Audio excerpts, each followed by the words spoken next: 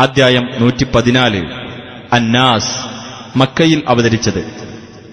ജനങ്ങളുടെ രക്ഷിതാവും രാജാവും ആരാധ്യനുമായ അള്ളാഹുവോട് ശരണം തേടാൻ പഠിപ്പിച്ചിട്ടുള്ളതുകൊണ്ടാണ് ഈ അദ്ധ്യായത്തിന് ഇപ്രകാരം പേർ നൽകപ്പെട്ടത്.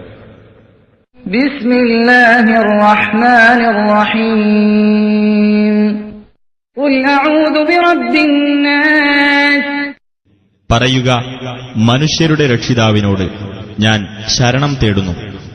മലികിൻ നാസ്. മനുഷ്യരുടെ രാജാവിനോട്. ഇലാഹിൻ നാസ്. മനുഷ്യരുടെ ദൈവത്തോട്. മിൻ ശർരിൽ വസ്വാസിൽ ഖന്നാസ്. ദുർബോധനം നടത്തി പിന്മാറിക്കളയുന്നവരെക്കൊണ്ടുള്ള കെടുതിയിൽ നിന്ന്. അല്ലദീ യുവസ്വിസു ഫീ